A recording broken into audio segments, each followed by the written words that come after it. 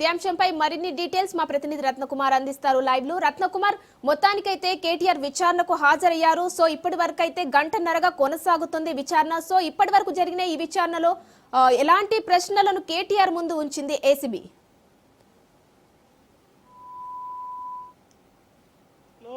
ఫిర్యాదుదారుడు దానకిషోర్ ఇచ్చినటువంటి స్టేట్మెంట్లను అలాగే కంప్లైంట్లో ఉన్నటువంటి అన్ని అంశాలను కూడా పరిగణలోకి తీసుకొని A1, A2, A3లుగా ఉన్నటువంటి ముగ్గురు వ్యక్తులకు నోటీసులు ఇచ్చిన తర్వాత ఇందులో A1గా ఉన్నటువంటి కేటీఆర్ను ప్రజెంట్ దాదాపు గంటన్నర నుంచి కూడా ఏసీబీ అధికారులు ఇన్వెస్టిగేట్ చేస్తున్నారు. దాదాపు 4 ఇన్వెస్టిగేషన్ ఆఫీసర్స్ యొక్క ఇన్వెస్టిగేషన్లో పాల్గొనగా మరోవైపు అడ్వకేట్ రామచంద్ర కొంచెం పక్కన పెట్టుకొని ఆయన యొక్క విచారణ అనేది కొనసాగుతుంది. అయితే ఫార్ములా ఈ కార్ రేసులో జరిగినటువంటి లావాదేవీలు దాదాపు 55 కోట్ల రూపాయల వరకు జరిగిన ఈ ట్రాన్సాక్షన్స్ కు సంబంధించినటువంటి విచారణ అనేది ముఖ్యంగా కొనసాగుతుంది.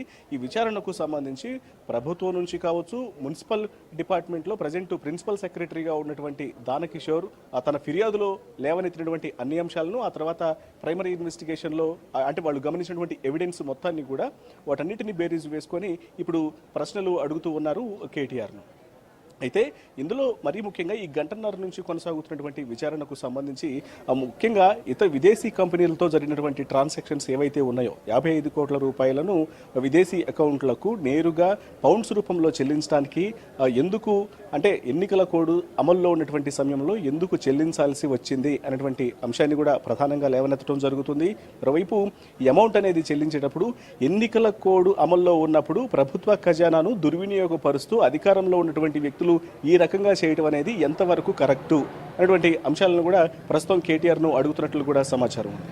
అయితే వీటన్నిటికి కూడా ఆయన సమాచారం అంటే వాటన్నిటికి సంబంధించి కూడా ప్రాపర్ ఆన్సర్స్ ఇస్తున్నట్లు కూడా మనకు తెలుస్తోంది. మరోవైపు యొక్క ఇన్వెస్టిగేషన్ అంతా కూడా పక్కనే కొద్ది దూరంలోనే ఎవరైతే అడ్వకేట్ రామచంద్ర ఉన్నారో ఆయన లైబ్రరీ నుంచి కూడా జరుగుతున్నటువంటి ఇన్వెస్టిగేషన్ ప్రాసెస్ మొత్తాన్ని కూడా విండోలో నుంచి చూస్తూ ఉన్నారు. ఎందుకంటే నిన్న కోర్టుకు వెళ్ళినప్పుడు వీడియోగ్రఫీ, ఆడియోగ్రఫీతో పాటు అడ్వకేట్ యొక్క సమక్షంలో విచారణ జరగాలని కోరినప్పుడు అడ్వకేట్ను అలౌ చేయడం జరిగింది. విచారణ జరుగుతున్నటువంటి రూమ్కు కొద్ది దూరంలోనే వీడియోగ్రఫీ, ఆడియోగ్రఫీ అనేది అలౌ చేయమని చెప్పారు. కాబట్టి ఒకవేళ ఏదైనా అవాంఛనీయ ఘటన అనేది జరిగితే, ఒకవేళ దాడి చేసే ప్రయత్నాలు కావచ్చు, లేకపోతే దాడి డిగ్రీ లాంటివి ఉపయోగించడం కావచ్చు, ఏదైనా ఇబ్బందికరమైనటువంటి సిచ్యువేషన్స్ ఏమైనా ఎదురైతే మాత్రం ఇమీడియట్గా కోర్టులో మీరు మరలా వచ్చి ఫిర్యాదు చేయవచ్చు, పిటిషన్ వేయవచ్చు అనే విషయాన్ని హైకోర్టు తెలియజేసినటువంటి పరిస్థితుల్లోనే ప్రస్తుతం న్యాయవాది కొంత దూరంలో ఉండగానే యొక్క విచారణ అనేది జరుగుతుంది. ఈ గంటన్నర పాటు జరుగుతున్నటువంటి విచారణలోనే ఇక ఫార్ములా ఈ కార్ రేస్కు సంబంధించి జరిగినటువంటి టోటల్ అంటే ఇందులో కేటీఆర్ యొక్క ఇన్వాల్వ్మెంట్, ఎందుకంటే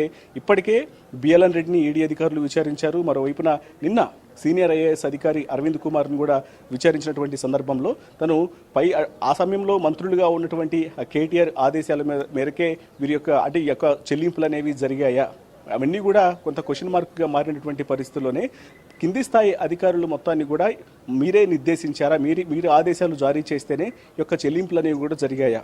ఎందుకంటే ఆ సమయంలో మున్సిపల్ శాఖ మంత్రిగా ఉన్నారు కాబట్టి మీ యొక్క ఆదేశాలతోనే కింది స్థాయి అధికారులందరూ కూడా దాదాపు 55 కోట్ల రూపాయలను విదేశీ అకౌంట్లకు చెల్లింపులు చేశారా? ఎన్నికల సమయంలో ఎన్నికల కోడ్ అమల్లో ఉన్నప్పుడు ఎందుకు చేయాల్సి వచ్చింది? కనీసం ఆర్బీఐ నిబంధనలను పట్టించుకోకుండా నేరుగా పౌండ్స్ రూపంలో ఎందుకు చెల్లించాల్సి వచ్చింది? ఇట్లా అనేక రకాల ప్రశ్నలన్నింటినీ కూడా అడగటం జరుగుతుంది. వీటన్నిటి కూడా కేటీఆర్ ఆన్సర్స్ ఇస్తున్నట్లు తెలుస్తోంది. ఇక ఫార్ములా ఈ కార్ రేస్కు సంబంధించి ఇప్పటికే కేటీఆర్ కూడా వీటి మీద మీడియాతో మాట్లాడుతూ కూడా అనేక అంశాలను కూడా తెలియజేశారు.